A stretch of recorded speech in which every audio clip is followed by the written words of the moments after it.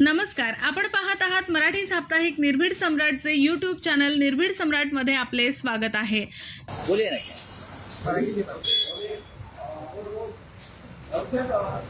राम मंदिर दानपेटी अपहार प्रकरणी शिवसेनेनं आंदोलनाची हात दिल्यानंतर राष्ट्रीय स्वयंसेवक संघाचेही काल स्टेटमेंट आलेलं आहे। ते असं म्हणतात की या सगळ्या प्रकरणात राम भक्तांच्या भावना दुखावल्या गेलेल्या आहेत आणि चौकशीची मागणी करण्यात आली आहे। आणि त्यांचं असं म्हणणं आहे की या कथित काळात धैर्य आणि संयम राखण्याचा आवाज त्यांनी राम भक्तांना केलेला आहे। हिंदू धर्म आणि समाजाला बदनाम करण्यासाठी हिंदू विरोधी आणि राष्ट्र विरोधी शक्तींचा कोणताही प्रयत्न यशस्वी होऊ देऊ नका असंही ते म्हणतात। राष्ट्रीय स्वयंसेवक संघाची ही जी भूमिका आहे, राम मंदिरातल्या सर्व प्रकारच्या चोरी आणि लुटमारी संदर्भात ही चोरांना पाठीशी घालण्याची, मुळात ज्या राम मंदिरासाठी अयोध्येत करसेवकांनी जर संयम पाळला असता, धैर्य पाळलं असतं, तर राम मंदिर निर्माण झालंच नसतं ना। संयमाचा बांध तुटला आणि लोकांनी छातीवरची गोळ्या घेतल्या। करसेवका संयमाचा बांध तुटला आणि लोक त्या घुमटावर चढून त्यांनी तो ढाचा उद्ध्वस्त केला आणि त्यातून पुढे राम मंदिर उभं राहिलं। मग संयम पाळा असं तेव्हा का नाही सांगितलं? संयम पाळा, धैर्य पाळा, आपण कायदेशीर मार्गाने लढा देऊन राम मंदिर उभं करू, हे तेव्हा आपण का सांगितलं नाही? तेव्हा साधारण 1000 करसेवकांचे बळी गेले, औतात्म्य पत्करलं। त्यानंतर मुंबईसारख्या शहरामध्ये ज्या दंगली घडल्या, त्याच्यामध्ये 650 शिवसैनिकांच्या प्राणांची आहुती गेली हिंदूंच्या। त्यात बीजेपी नव्हती। प्राणांची आहुती जी देण्यात आली त्यात बीजेपी नव्हती, त्यात संघ नव्हता, त्याच्यामध्ये शिवसैनिक। त्यानंतर बॉम्बस्फोट घडले त्याच प्रकरणात, त्यातही मोठ्या प्रमाणामध्ये हिंदू मेले, मराठी माणसं मेली। संयमाच्या गोष्टी आता सर्व काही तयार झाल्यावर आपण करताय, पण बलिदान आणि त्याग या मुंबई आणि महाराष्ट्रामध्ये आम्ही केला, तुम्ही नाही, हे मला त्यांना सांगावंसं वाटतं। मुळात कारवाई होईल हो, सरकार तुमचंच आहे, पण कारवाई होताना दिसत नाही। एखाद्या गुन्ह्यात जेव्हा 5 पेक्षा किंवा 5 लोक सहभागी असतात तेव्हा तो चोरी नसते, तो दरोडा असतो। इथे 5 पेक्षा जास्त लोक आहेत, त्याच्यामुळे राम मंदिरावर दरोडा पडला आणि हे एखाद दुसऱ्या माणसाचं काम नाही। कारवाई संपूर्ण जो राम मंदिरचा ट्रस्ट आहे त्यांच्यावर व्हायला पाहिजे। ते कर्तव्यास मुकलेले आहेत, ते कर्तव्यास चुकलेले आहेत। शिवसेनेनं आंदोलनाची घोषणा केल्यावर काल शिवसेना पक्षप्रमुख उद्धव ठाकरे यांनी राम मंदिरातल्या लुटीविरोधात आंदोलनाची घोषणा केल्यावर राष्ट्रीय स्वयंसेवक संघानं ताबडतोब पुढे येऊन एक आपली भूमिका मांडली। आधी का नाही मांडली? कारण त्यांना माहिती आहे हे आंदोलन महाराष्ट्रात जर ठिणगी पडली तर ते त्याचा बनवा पेटल्याशिवाय राहणार नाही। मुळात राम मंदिर ट्रस्ट बरखास्त व्हायला पाहिजे पूर्णपणे, आणि त्याच्यामध्ये एकपक्षीय ट्रस्ट नको। हा भाजपचा ट्रस्ट झालेला आहे, त्याच्यामध्ये इतर कोणी नाहीये, सगळे चोर एकत्र आणलेले आहेत। राष्ट्रीय स्वयंसेवक संघानं भाजपच्या बाजूने बोलू नये, त्यानं राम भक्तांच्या बाजूने बोलावं। दुर्दैवानं ते भारतीय जनता पक्षाची कातडी वाचवण्यासाठी स्वतःची ढाल देत आहेत।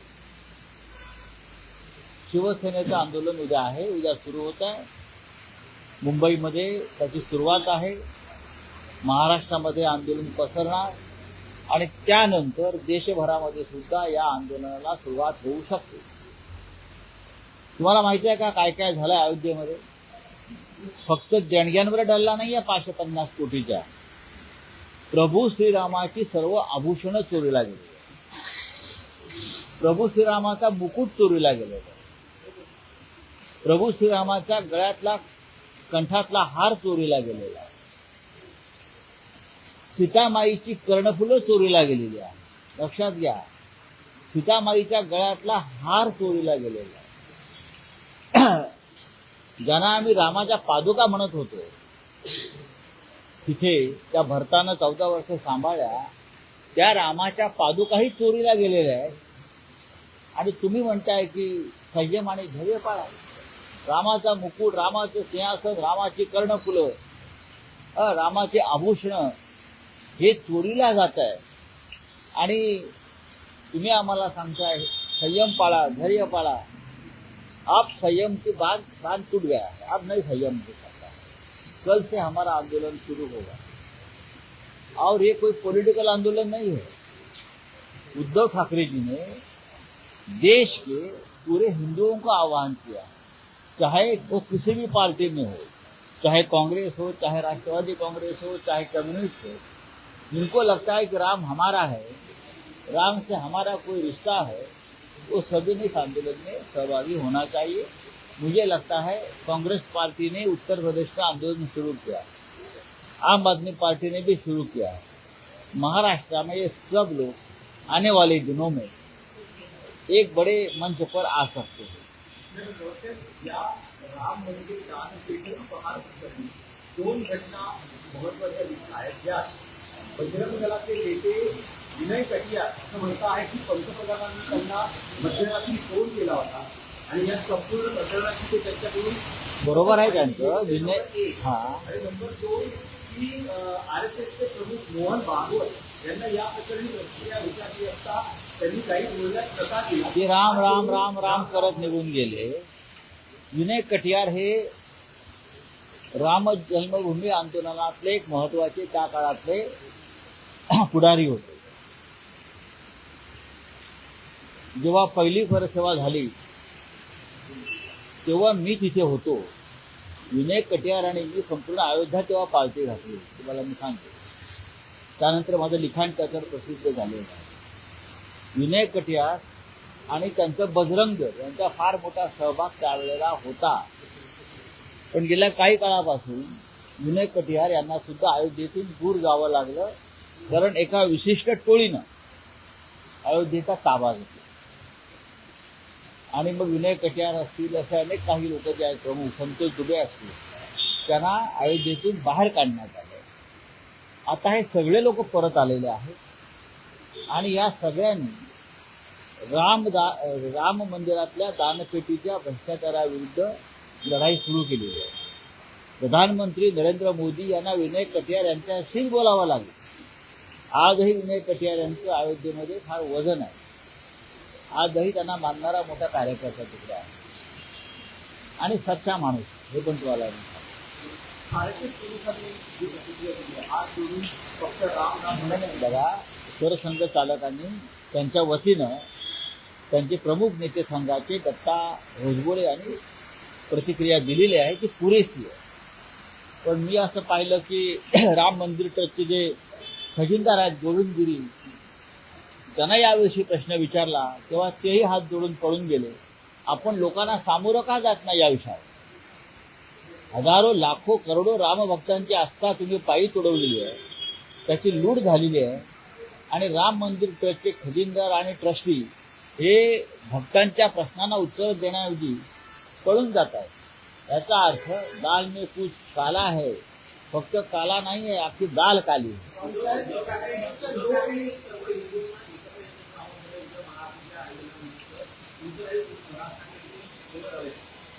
बघा, हे का आमंत्रण द्यायचा हा विषय नाहीये.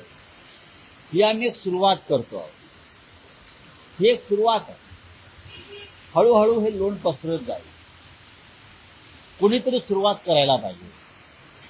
आता प्रत्येक जण आपल्या पद्धतीनं संघर्ष करतोय, आंदोलन करतोय, प्रश्न याविषयी चर्चा करतो आहे. पण महाराष्ट्र, मुंबई इथूनच हिंदुत्वाची चळवळ सुरू झाली. हिंदू हृदय सम्राट बाळासाहेब ठाकरे यांच्याकडे राम मंदिराची लढाई. त्याच्यामुळे शिवसेना जी उद्धव बाळासाहेब ठाकरे यांच्या नेतृत्वाखाली काम करते आहे. आमच्या पक्षाचं कर्तव्य आहे, शिवसेनेचं कर्तव्य आहे की या विषयाला, या भ्रष्टाचाराला, या घोटाळ्याला, या राम मंदिर लुटीला मुंबईतून आपण तोंड फोडूया. रावसाहेब मागच्या 2 निवडणुकीत भाजप निवडणुकीचा पक्ष कसं हिंदुत्व सोडलेल्याचा प्रचार आणि प्रस्तावित तयार केला होता. आता कोण भाजप या सगळ्या घटनेत काहीच बोलताना त्यांच्या तोंडामध्ये आता बूस लागलेला आहे. त्यांची पण तोंडाची नालेसफाई करणं गरजेचं आहे हिंदुत्वाच्या बाबतीमध्ये. बघा, हे स्वतःला हिंदुत्ववादी समजतात ते भाजपमधले किंवा हे काय शिंदे गटातले लोक का बोलत नाहीयेत, का रस्त्यावर येत नाहीयेत? कोणी हिंदुत्व सोडलंय? कुठे आहेत एकनाथ शिंदे, कुठे आहेत देवेंद्र फडणवीस?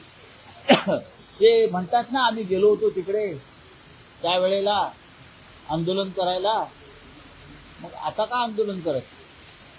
राम मंदिर लुटलंय, महमूद गजनवीने लुटलेलं नाहीये, तर तुमच्या पक्षातल्या गजनवीने हे लुटलं, दरोडा घातलेला. दरोड्याचा गुन्हा दाखल व्हायला पाहिजे आणि तो पण संपूर्ण राम मंदिर ट्रस्टवर दाखल व्हायला पाहिजे.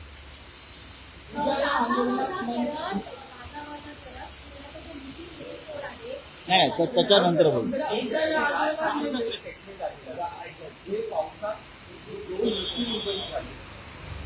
त्यावरून सध्या आरोप सुरू आहे. तुम्ही आता ट्विट केलेलं आहे, भाजपचा सुरू चेहरा अमित शाह त्यांच्या चेहऱ्याने भेटले.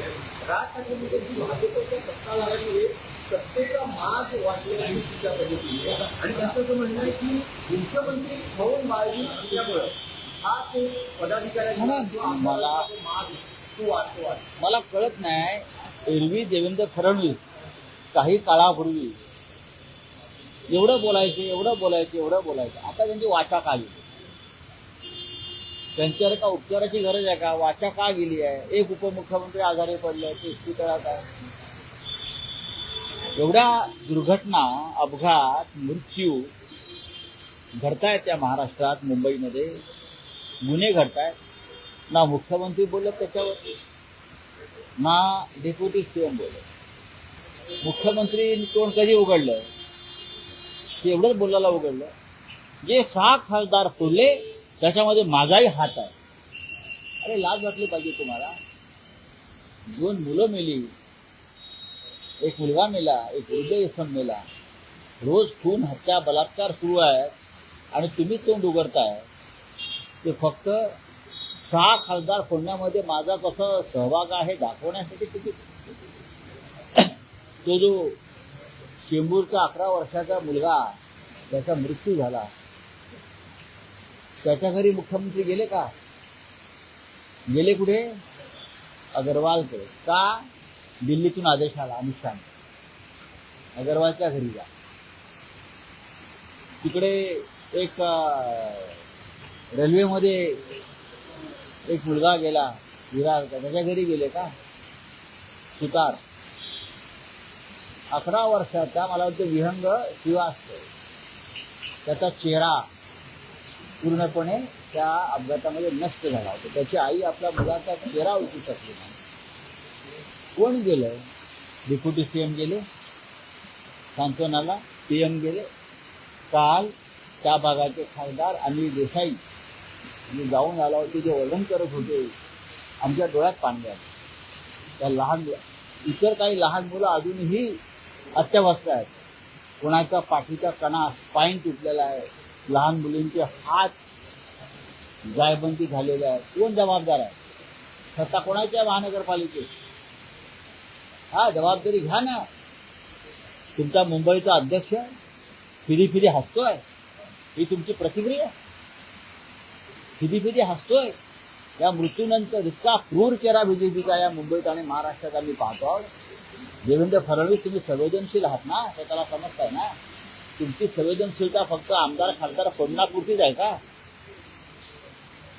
बघा जरा काय चाललंय या राज्यात, या मुंबईत.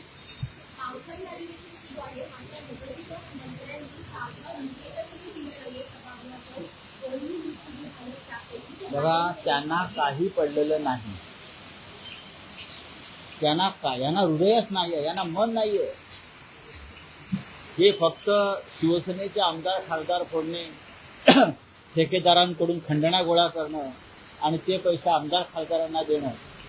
काल एका अपक्ष आमदाराला 20 कोटीला विकत घ्यायचा प्रयत्न झाला आणि त्याला अमरावतीमध्ये उमेदवार आहे, विधान परिषदेचे सदस्य आहे.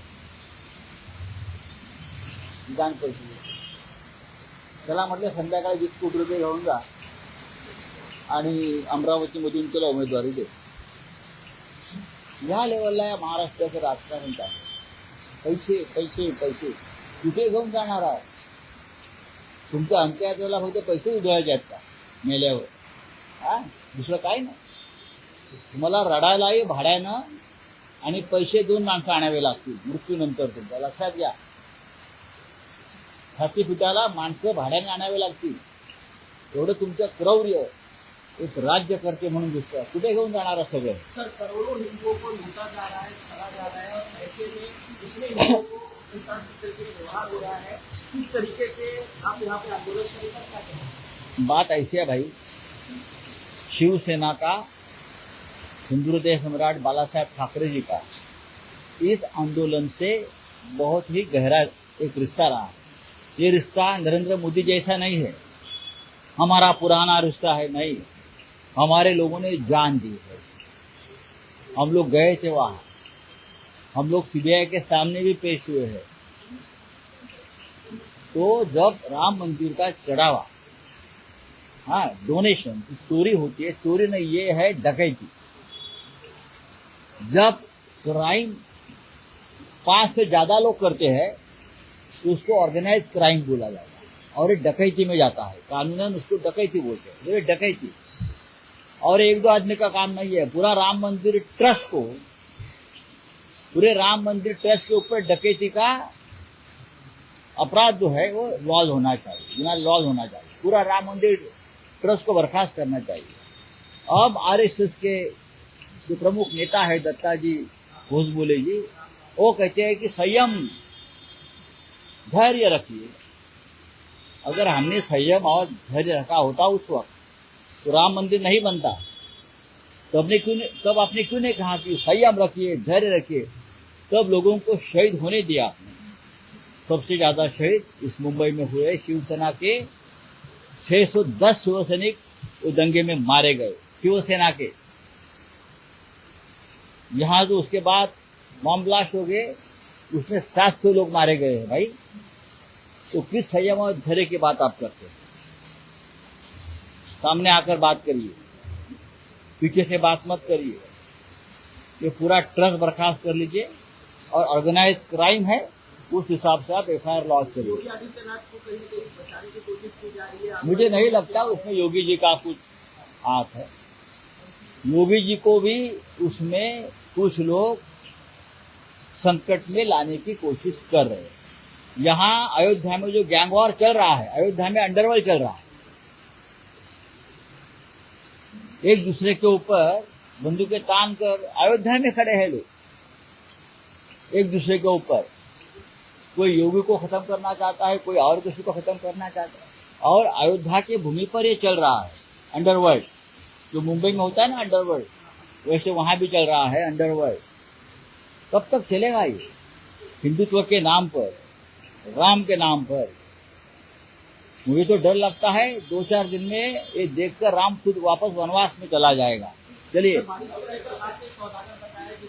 भारतीय जनता पार्टी का चेहरा जो है मुंबई में आपने देखा होगा, इतना क्रूर घिनौना चेहरा. ये मौत के सौदागर है. बच्चे मर गए, बूढ़े मैनुअल में गिरकर बह गए और उनके पार्टी के मुंबई के अध्यक्ष हैं, वो हंसते हैं क्रूरता से. आनंद आता है क्या उनको? कहाँ गई संवेदना, कहाँ गया संयम? देवेंद्र फडणवीस आप मुख्यमंत्री हो, आप इस राज्य की जनता की सुरक्षा की जिम्मेदारी आपकी है, चाहे मुंबई हो या नागपुर हो या महाराष्ट्र हो। ऐसी व्यक्ति आपकी मुंबई पार्टी के अध्यक्ष है? क्या एक्शन लिया आपने? निकाल दो उसको।